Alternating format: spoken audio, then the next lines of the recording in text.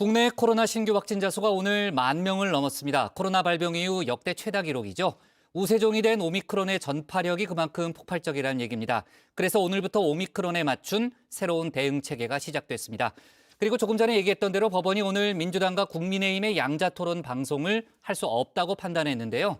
국민의당이 낸 방송금지 가처분 신청을 이유 있다고 받아들인 겁니다. 관련 소식들을 강희연 체커가 정리했습니다. JTBC의 가장 빠른 저녁 종합 뉴스 뉴스픽5 시작합니다.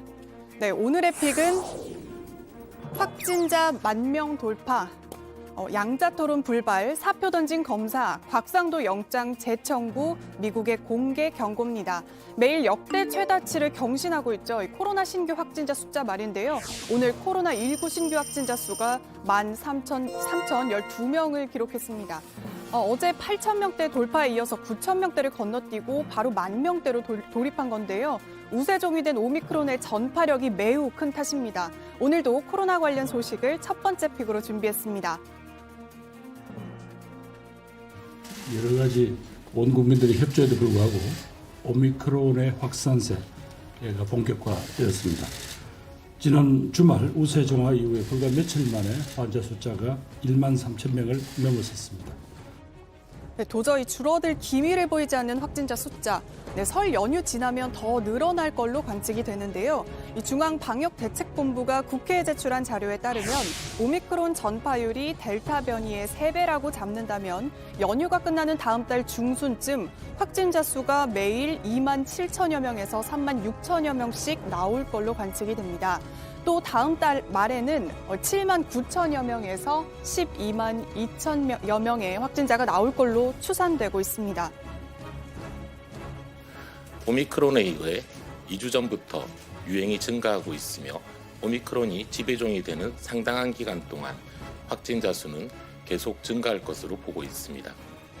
네, 얼마 전 중동 순방을 마치고 돌아온 문재인 대통령 나흘간의 재택 근무를 마치고 오늘 업무에 복귀했는데요. 오후엔 이 오미크론 점검 대응회의를 열었습니다. 김부겸 국무총리를 비롯해서 각 부처에서 참석한 가운데 이 오미크론 대응 상황을 점검했습니다. 또 정부는 기존 방역 체계로 이 늘어나는 확진자 숫자를 감당하기 어렵다고 판단을 했는데요. 결국 또 한 번 방역 체계를 바꾸기로 했습니다. 오늘부터 오미크론 방역 체계로 전환이 되는데요. 의료 시스템을 고령층 등 고위험군에 맞추고 그 외의 대상에 대해선 관리나 검사의 기준을 다소 완화하면서 이 선택과 집중에 들어간 겁니다. 하지만 이 익숙해질 법하면 바뀌는 이런 기준에 언제 바뀌었냐, 헷갈린다 이런 목소리도 터져 나옵니다.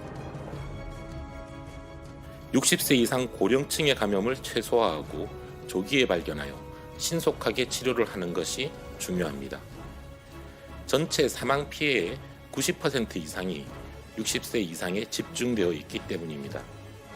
가장 크게 바뀌는 건 이 PCR 검사 방법이죠. 앞으로 선별 진료소에선 60세 이상의 고위험군만 PCR 검사를 받을 수가 있습니다.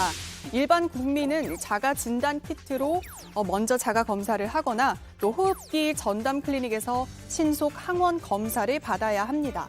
이후 양성이 나와야지만 보건소에 가서 PCR 검사를 받을 수가 있습니다.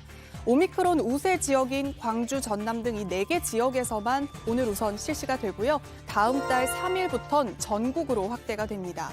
또 하나 격리 기준이 달라지는데요. 이건 오늘부터 전국에서 실시되는 겁니다. 백신 접종 완료자의 경우 확진됐더라도 격리 기간은 7일인데요. 원래는 10일이었죠. 만약 확진자와 밀접 접촉해도 격리 없이 수동 감시에 들어가게 됩니다. 미접종자의 경우 확진됐다면 10일간 격리에 들어가고 밀접 접촉 시 7일간 격리하게 됩니다.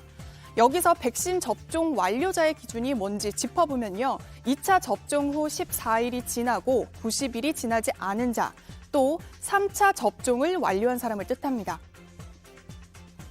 보통은 2m 이내 거리에서 15분 이상의 대화하는 수준의 접촉력이 있는 경우를 저희들이 이제 밀접 접촉자로 구분해서 이 이상의 접촉력이 있는 경우에는 밀접 접촉자로 구분해서 관리를 합니다.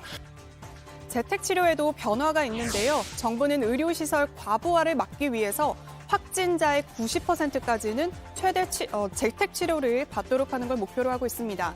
재택치료자의 건강관리 기준도 기준 10일에서 7일로 단축하고요. 또 건강 모니터링 횟수도 하루 2회에서 3회에서 1, 2회 수준으로 줄이기로 했습니다. 또 오미크론 유행이 확산되면은 경증의 재택치료자의 그 대상이 늘어나기 때문에 재택치료에 대한 관리 기관을 늘려서 현재 그 의료 대응에 대한 부분들은 계속 확충하면서 진행하고 있다는 말씀드리고요. 네, 확진자 1명이 발생하면 평균 3명이 추가로 격리에 들어가는데요. 하루 확진자가 1만 명이면 3만 명, 2만 명이면 또 6만 명 이렇게 눈덩이처럼 불어나는 겁니다. 확진자 수가 늘어나면서 의료뿐 아니라 소방, 돌봄, 치안 등 전반적인 이 사회 기능 자체가 마비될 수 있다는 우려도 나오고 있습니다.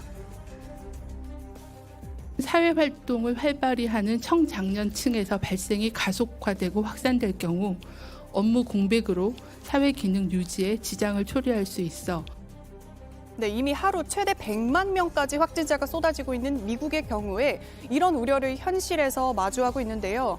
마트 매대가 텅 비고 또 유통센터도 일시에 멈춰버린 겁니다.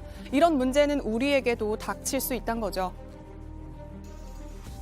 We don't have a food shortage. We do have a labor shortage. And that's something we're going to be grappling with and Omicron is behind us. 네, 두 번째 픽은 양자 토론 불발입니다.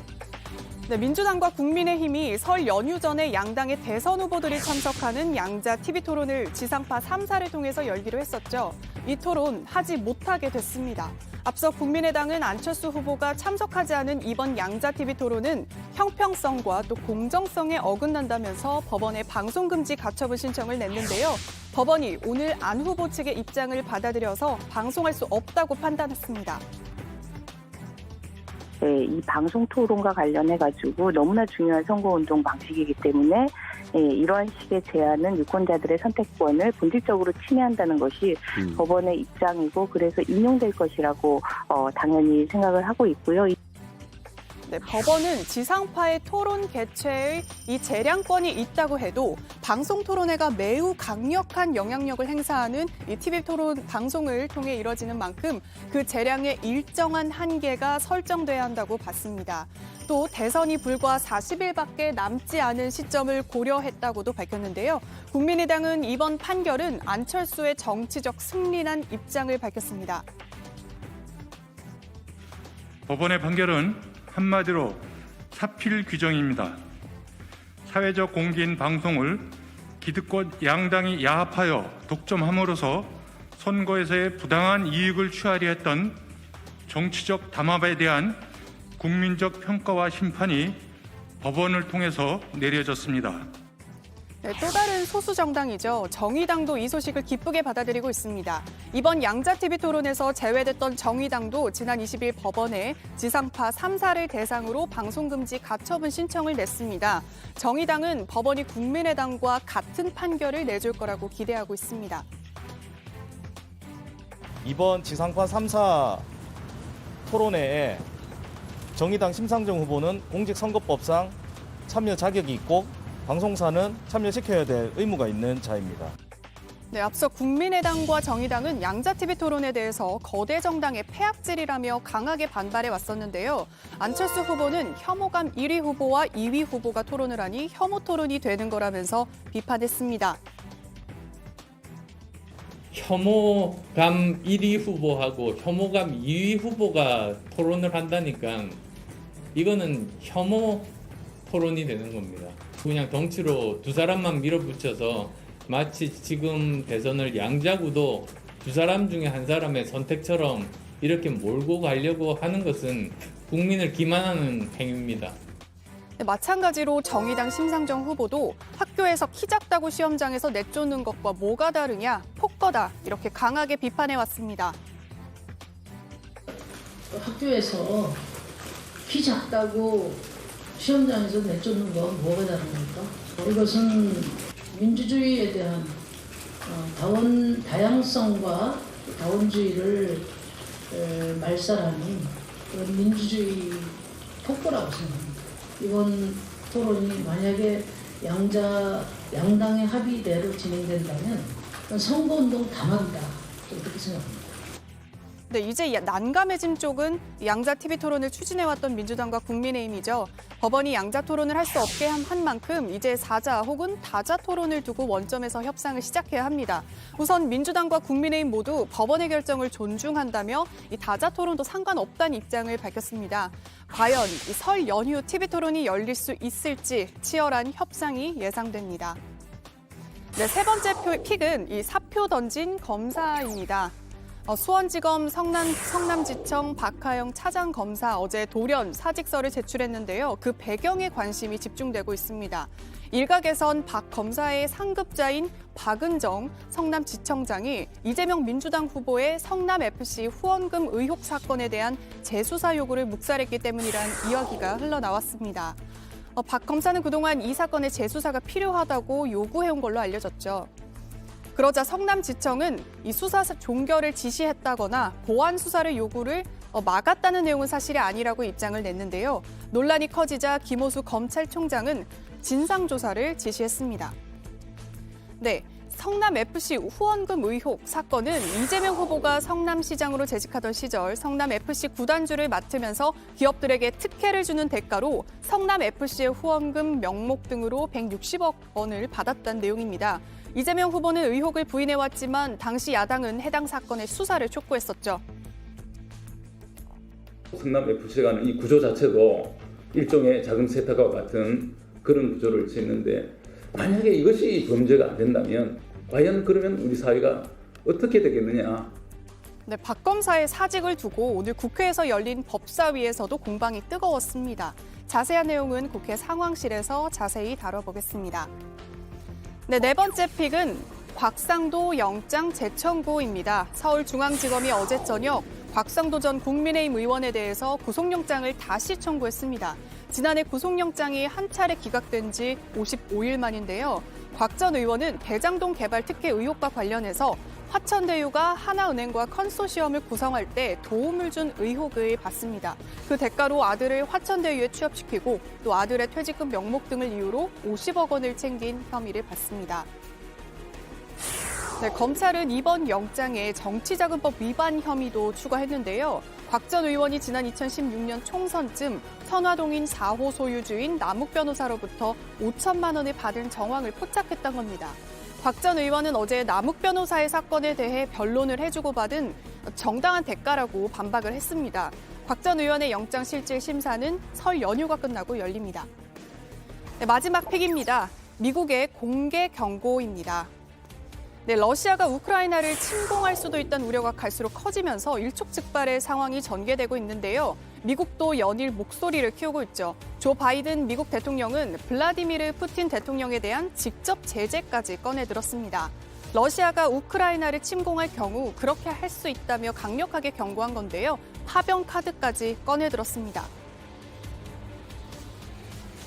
Would you ever see yourself personally sanctioning him if he did invade Ukraine? Yes. You would? I would see that. I may be moving some of those troops in the nearer term just because it takes time. 우크라이나에는 우리나라 교민 800명가량이 거주하고 있는데요. 외교부는 어젯밤 이 교전 가능성이 커지고 있는 우크라이나 15개 지역에 살고 있는 우리 교민들에게 출국을 권고했습니다. 이 중 100명 안팎의 교민이 실제 우크라이나를 떠날 걸로 보입니다. 네, 수요일 뉴스픽 여기까지입니다. 들어가서 원픽 뽑아보죠. 뉴스픽 5였습니다.